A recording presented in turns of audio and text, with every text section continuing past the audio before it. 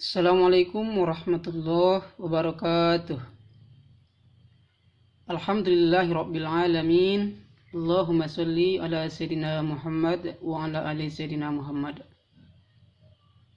Rekan-rekan sekalian, pada kesempatan kali ini kita akan membahas sebuah tema dalam ilmu tauhid, yakni konsep tentang takdir.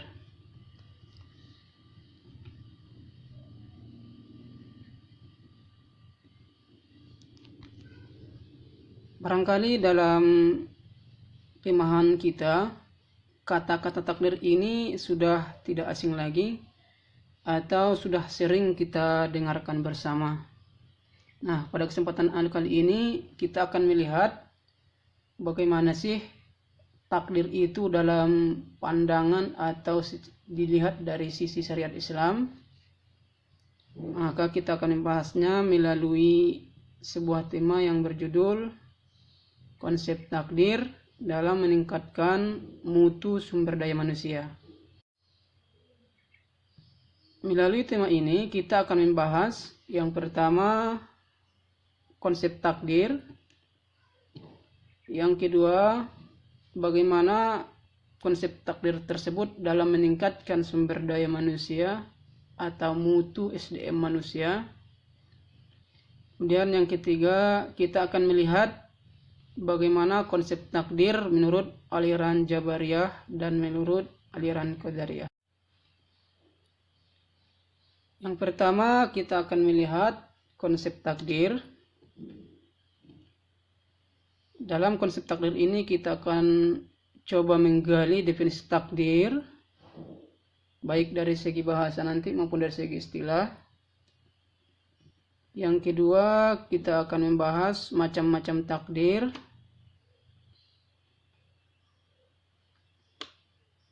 Nah, yang pertama kita akan bahas definisi takdir.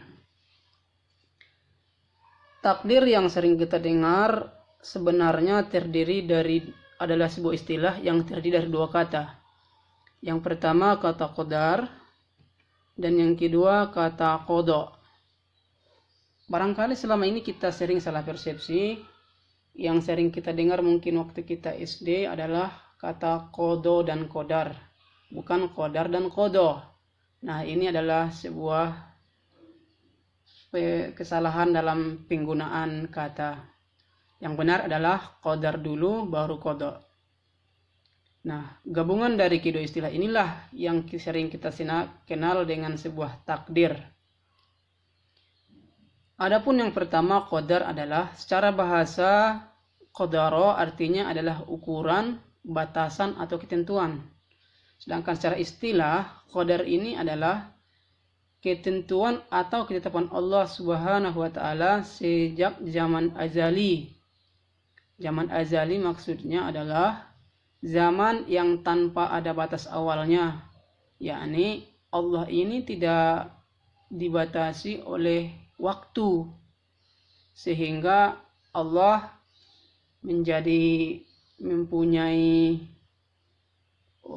ukuran tentang waktu. Artinya apa? Begitu Allah itu ada, nah kata-kata begitu terasa asing lagi, karena memang kata-kata begitu itu seolah-olah menunjukkan ada awal bagi adanya Allah. Namun kita tidak menemukan kata yang tepat untuk mendeskripsikan bahwasanya Allah tidak mempunyai awal. Makanya tetap kata-kata yang bisa kita gunakan hanya sebatas kata-kata begitu. Nah, begitu Allah ada, Allah sudah mempunyai ketetapan langsung. Nah, ketetapannya inilah yang disebut dengan ketetapan zaman azali. Benarnya tidak ada kata zaman. Ketetapan azali dari Allah Subhanahu wa taala terhadap seluruh makhluknya, baik itu manusia, jin, hewan dan sebagainya. Ini yang disebut dengan qadar.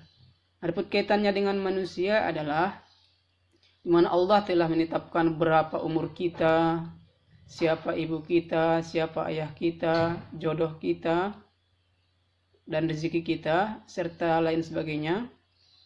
Nah, semua ukuran ketetapan Allah ini disebut dengan qadar. Adapun qada adalah pelaksanaan atau aplikatif dari ketetapan Allah Subhanahu wa taala itu tersebut. Qada berasal dari kata qada yaqdi yang artinya menetapkan atau melaksanakan atau menunaikan. Contoh, Allah sejak zaman azali telah menetapkan umur kita 30 tahun. Nah, ketika umur kita diberikan dan ditetapkan 30 tahun, itulah yang disebut dengan qada. Atau Allah telah menetapkan jodoh kita adalah A. Nah, ketika kita menikah dan bertemu dengan jodoh kita, itulah yang disebut dengan qada atau penunaian atau pelaksanaan dari ketetapan Allah tadi. Qadar itu adalah batasan atau ukurannya, qada itu adalah pelaksanaan dari ukuran tersebut. Nah, gabungan dari qadar dan qada inilah yang disebut dengan takdir dalam istilah Islam.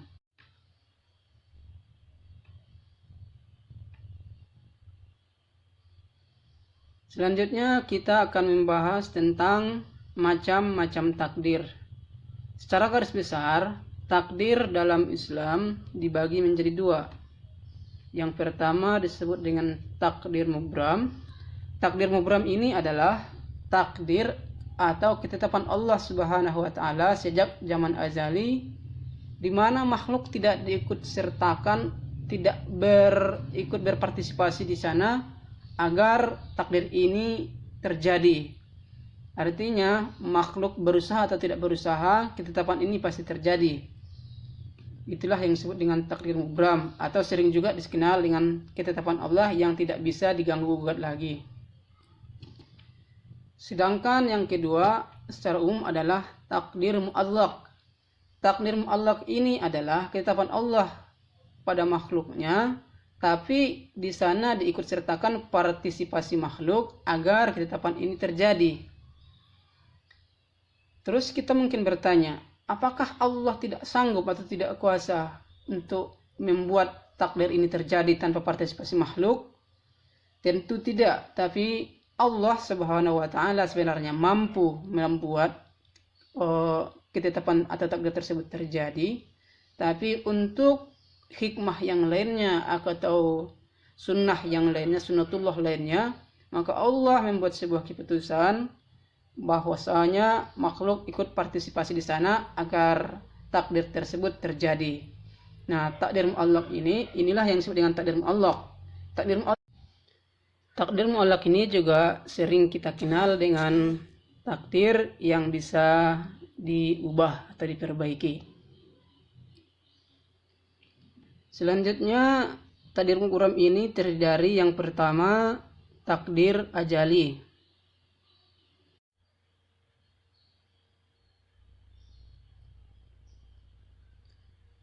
Yang dimaksud dengan takdir ajali ini adalah ketetapan Allah sebelum penciptaan langit dan bumi, ketika Allah Ta'ala telah menciptakan qalam atau pena. Sebagai dalilnya adalah firman Allah dalam surah At-Taubah ayat 51. Bismillahirrahmanirrahim. Qul la yusibana illa ma kataballahu lana wa maulana wa 'alallahi falyatawakkalul mu'minun. Katakanlah, sekali-kali tidak akan menimpa kami melainkan apa yang telah ditetapkan Allah untuk kami. Dialah pelindung kami dan hanya kepada Allah orang-orang yang beriman harus bertawakal. Dan juga sabda Rasulullah yang berbunyi, Allah telah menetapkan takdir untuk setiap makhluk sejak 50.000 tahun sebelum penciptaan langit dan bumi. Nah, takdir yang Allah tetapkan 50.000 tahun sejak atau sebelum Allah menciptakan langit dan bumi ini disebut dengan takdir azali.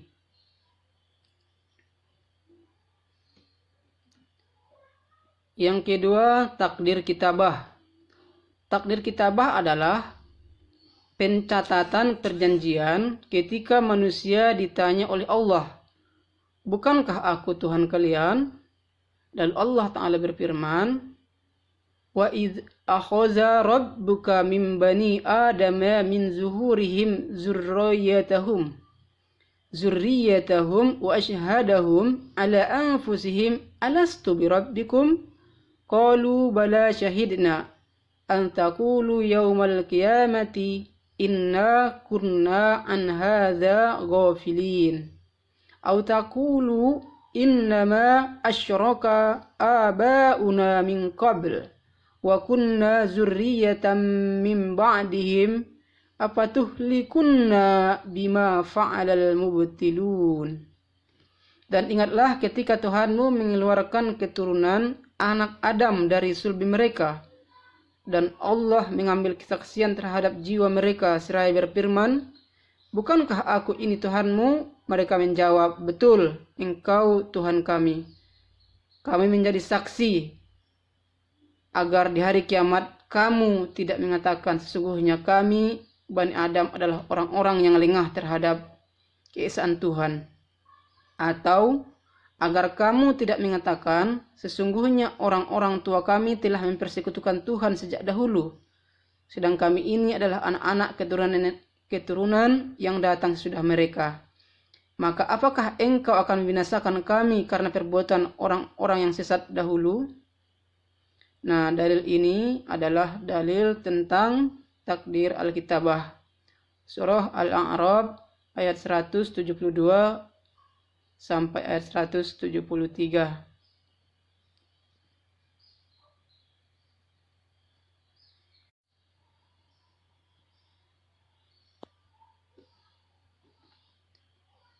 Takdir yang ketiga dari pembagian takdir mubram atau takdir yang tidak bisa diubah lagi disebut dengan takdir umri. Takdir umri adalah ketetapan Allah ketika penciptaan nutfah atau janin di dalam rahim. Manakala ketika seorang janin atau seorang bayi telah berusia 3 bulan dalam kandungan ibunya, maka Allah menetapkan jenis kelaminnya, ajal, amal, susah senangnya, dan rizkinya. Nah, ketetapan Allah ini disebut dengan takdir umri. Mengenai dalil Al-Quran yang menjelaskan tentang takdir ini bisa dilihat di surah Al-Hajj ayat 5.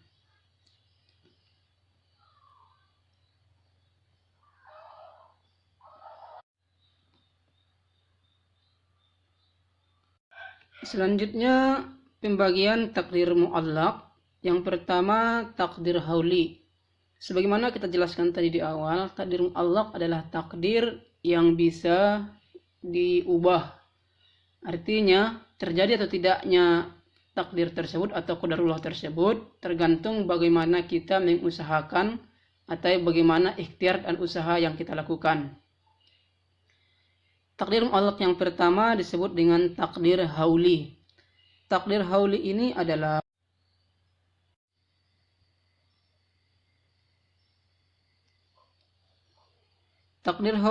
yaitu takdir yang Allah tetapkan pada malam Lailatul Qadar. Jadi Allah menetapkan segala sesuatu yang terjadi dalam 1 tahun. Takdir hauli ini juga disebut dengan takdir sanawat, karena Allah menetapkan sebuah ketetapan untuk 1 tahun. Dalil dari takdir hauli ini bisa dilihat di dalam surah Ad-Dukhan ayat 1-5, di mana artinya Allah berfirman, Hamim, demi kitab yakni Al-Quran yang menjelaskan, sesungguhnya kami menurunkannya pada suatu malam yang diberkahi, dan sesungguhnya kamilah yang memberi peringatan. Pada malam itu dijelaskan segala urusan yang penuh hikmah, yaitu urusan yang besar dari sisi kami. Sesungguhnya kami adalah yang mengutus rasul-rasul. Yang dimaksud malam di sini adalah malam Lailatul Qadar, dan urusan yang besar maksudnya di sini adalah urusan untuk 1 tahun tersebut.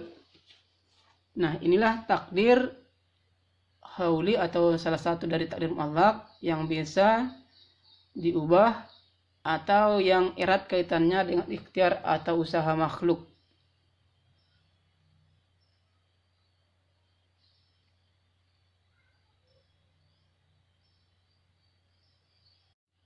Selanjutnya, takdir muallaq ini ada yang dikenal dengan takdir yaumi. Takdir yaumi ini inilah yang lebih tepatnya disebut dengan qada atau pelaksanaan dari sebuah ketetapan Allah Subhanahu wa taala yang telah ditetapkan dalam qadar. Nah, ketika datanglah sebuah saat terjadinya sebuah qadar tersebut, itulah yang disebut dengan takdir yaumi, atau hari terjadinya sebuah takdir, itulah disebut dengan takdir.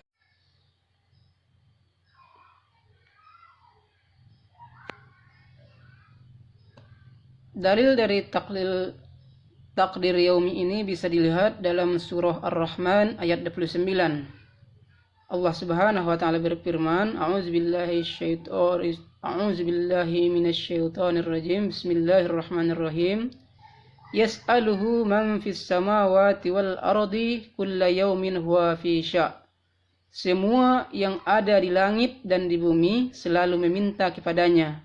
Setiap waktu dia dalam kesibukan. Ibnu Jarir meriwayatkan dari Munib bin Abdullah bin Munib al-Azdi dari bapaknya berkata, Rasulullah membaca firman Allah setiap waktu dia dalam kesibukan, yakni surah Ar-Rahman ayat ke-29 tadi. Maka para sahabat bertanya, wahai Rasulullah, apakah kesibukan yang dimaksud? Rasulullah bersabda, Allah mengampuni dosa, menghilangkan kesusahan, dan meninggikan suara serta merendahkan suara yang lain. Artinya, Allah Subhanahu wa taala telah menetapkan di zaman azali kalau dia akan mengampuni dosa kita atau mengangkat sebuah kesusahan atau permasalahan dari kita, atau mungkin menaikkan atau menurunkan derajat kita. Nah, ketetapan Allah SWT tersebut yang sejak zaman azal itu yang disebut dengan takdir tadi, lantas seiring dengan usaha kita atau ikhtiar kita, maka datanglah saatnya Allah melakukan atau menunaikan ketetapan tersebut atau takdir tersebut. Nah, pelaksanaan atau saat terjadinya takdir tersebut, takdir atau ketetapan Allah tersebut, itulah yang disebut dengan takdir yaumi.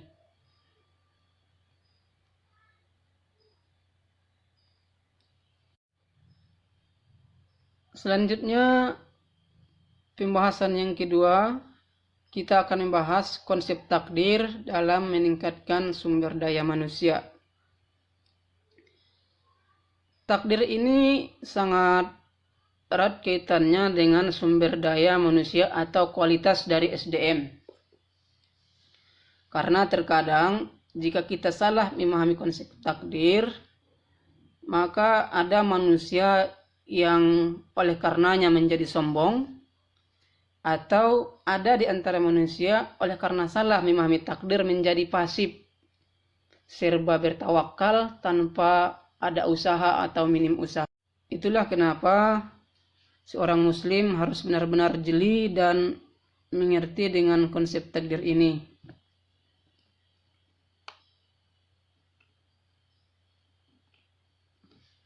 Yang pertama, seorang muslim harus mengerti bahwasanya ilmu, kemampuan, kehendak Allah tidaklah dibatasi dan tidak terikat oleh waktu dan ruang.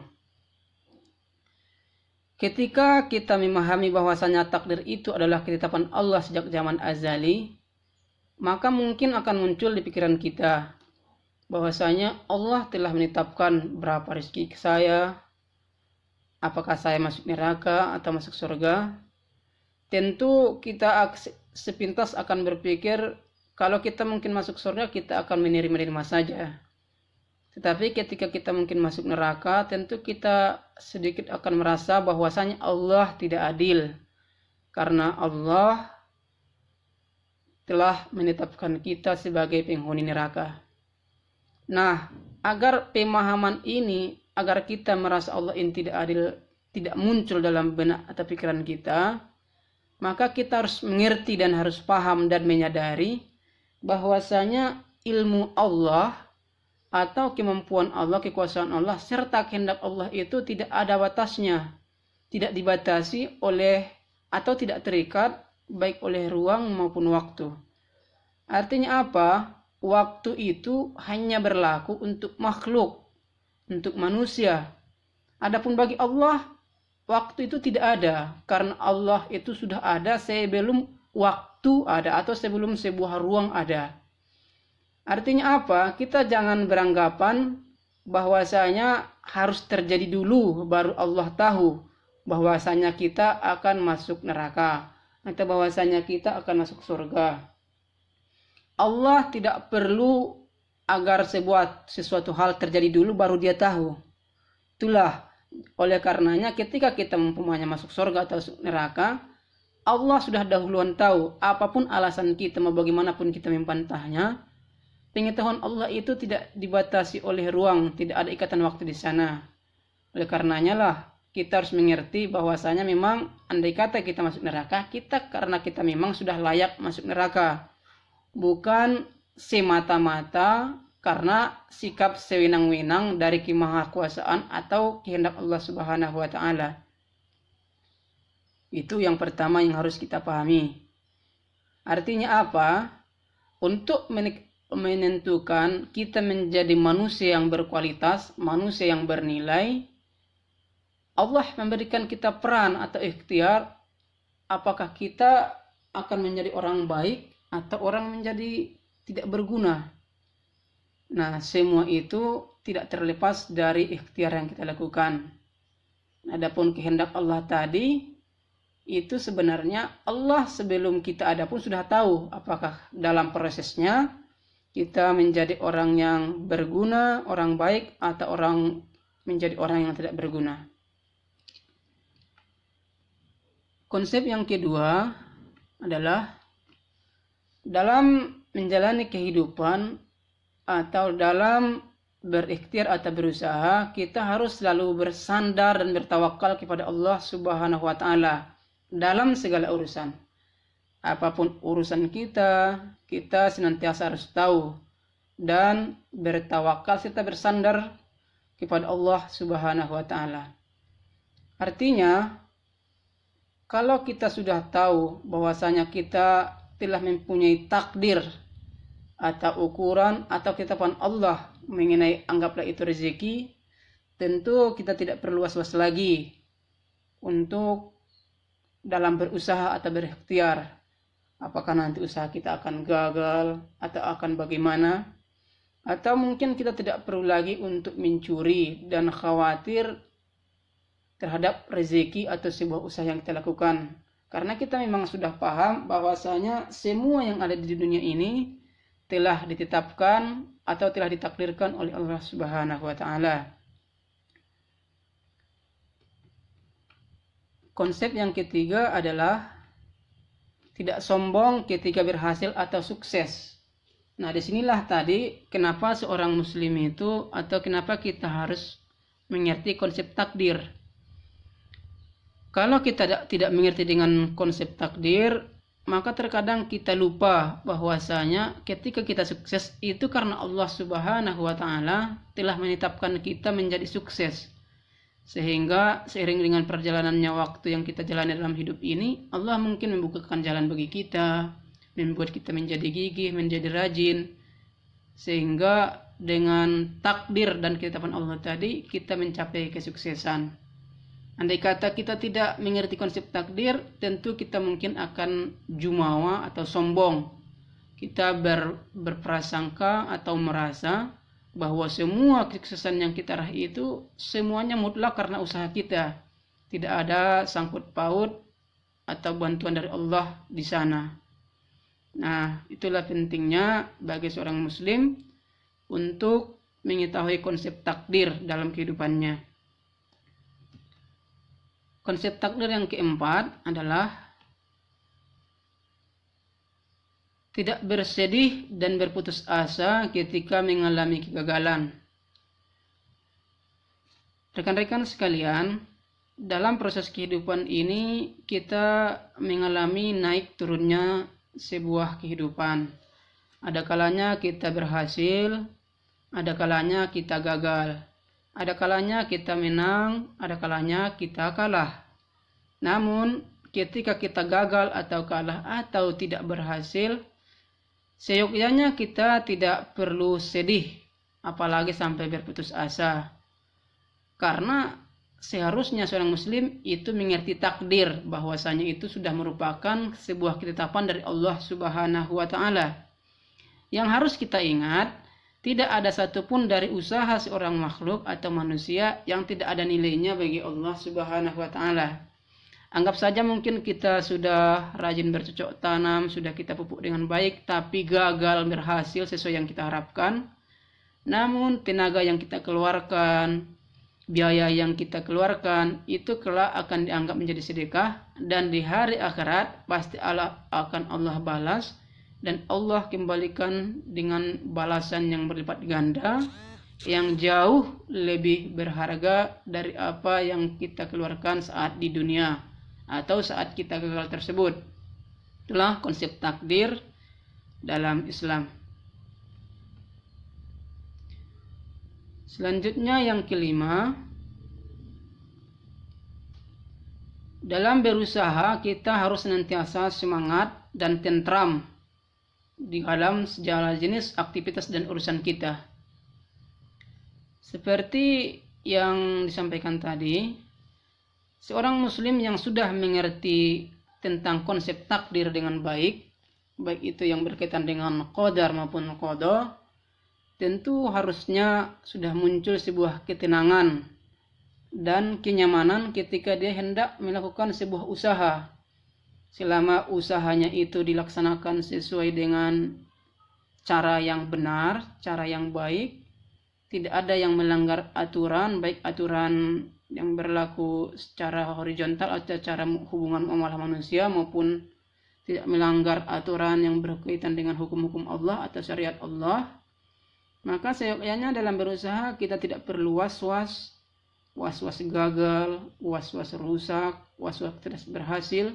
Namun kita akan menjadi nyaman dan tentram dalam segala jenis aktivitas dan urusan kita. Sebagai contoh, mungkin seorang yang akan memasukkan anaknya masuk ke tentara. Andai kata dia tidak mengerti tentang konsep takdir, dia tentu takut anaknya akan terbunuh nanti waktu dinas. Sehingga oleh karenanya dia tidak merasa nyaman untuk memasukkan anaknya ke angkatan, baik itu angkatan laut maupun angkatan udara. Padahal kalau memang Allah Subhanahu wa Ta'ala telah mentakdirkan dia harus mati terbunuh atau mati tertembak, maka dia tidak perlu harus masuk ke dinas militer. Bisa saja mungkin dia nanti tertembak oleh maling atau perampok kalau memang dalam kehidupannya sudah ditakdirkan untuk mati tertembak. Itulah orang muslim yang mengerti konsep takdir, senantiasa dalam segala jenis urusannya dia semangat dan nyaman dalam segala jenis aktivitasnya.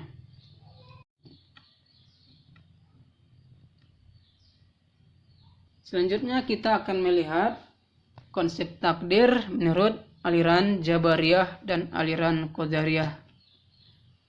Pertama, konsep takdir menurut aliran Jabariyah. Menurut aliran Jabariyah ini, takdir itu merupakan semua ketetapan Allah sejak zaman azali yang akan terjadi pada seluruh makhluknya. Mereka menafikan adanya partisipasi dan keikutsertaan atau ikhtiar makhluk di sana. Jadi simpelnya menurut mereka, jika Allah telah mentakdirkan kita masuk surga, kita pasti akan masuk surga. Jika Allah telah mentakdirkan kita untuk mendapat rezeki hari ini, maka kita akan mendapat rezeki. Kita tidak perlu harus susah payah berdoa, tidak perlu susah payah untuk berusaha. Jadi sepenuhnya mereka meyakini bahwa takdir itu semuanya sudah keputusan Allah mutlak yang kita tidak perlu lagi berikhtiar atau berusaha di sana. Inilah konsep takdir menurut aliran Jabariyah. Tentu dalam pandangan kita sebagai ahli sunnah wal jamaah, yang beraliran teologi Asy'ariyah atau Maturidiyah, hal ini tentu salah.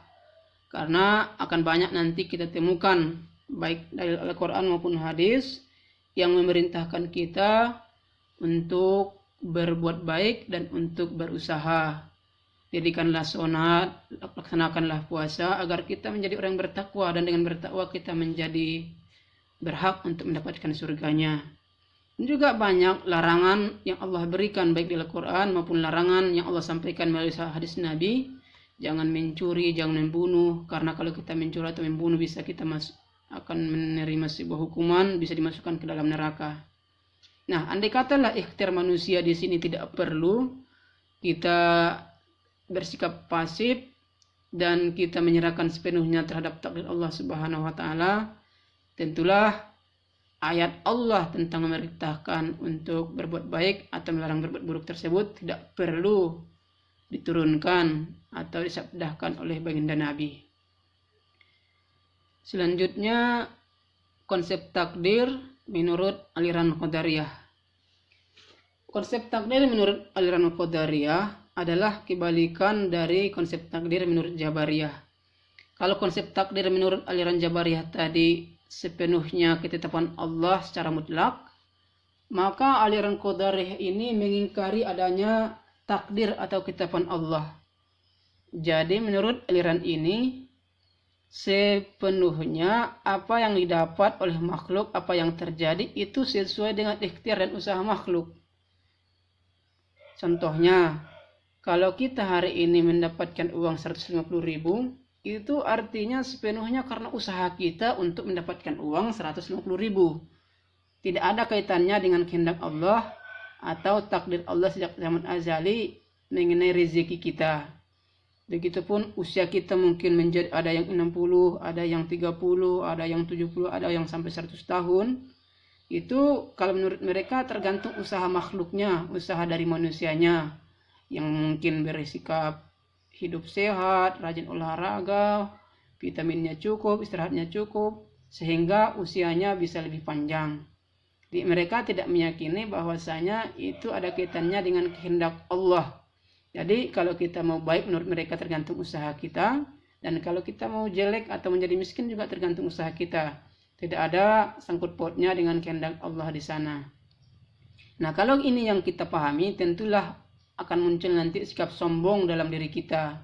Karena senantiasa kita merasa bahwasanya apa yang kita miliki atau yang kita raih itu sepenuhnya secara mutlak merupakan hasil dari usaha jerih payah kita sendiri. Tidak ada bantuan Allah di sana. Begitupun sebaliknya dengan aliran Jabariyah, maka akan muncul nanti sikap pasif atau tidak berikhtiar atau kurangnya usaha dalam menjalani kehidupan.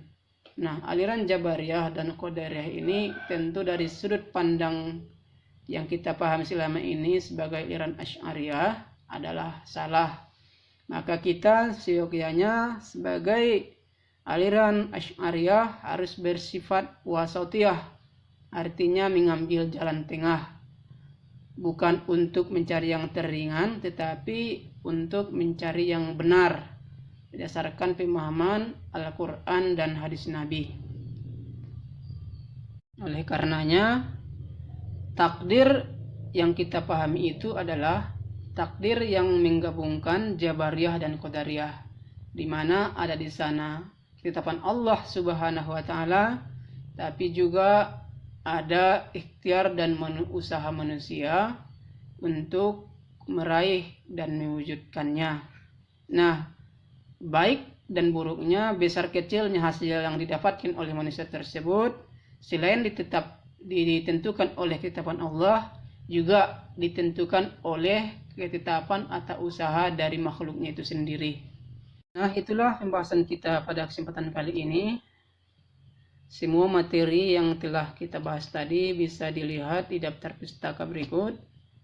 Yang pertama, dalam buku Aqidah Al-Wasatiyah yang dikarang oleh Syekh Muhammad bin Shalih Al-Utsaimin, diterbitkan oleh Darul Ibnu Jauzi, halaman 591. Atau di buku yang kedua bisa dilihat dalam buku Taqrib Tadmuriyah yang dikarang oleh Syekh Muhammad bin Shalih Al-Utsaimin, diterbitkan oleh Darul Basyirah di halaman ke-87.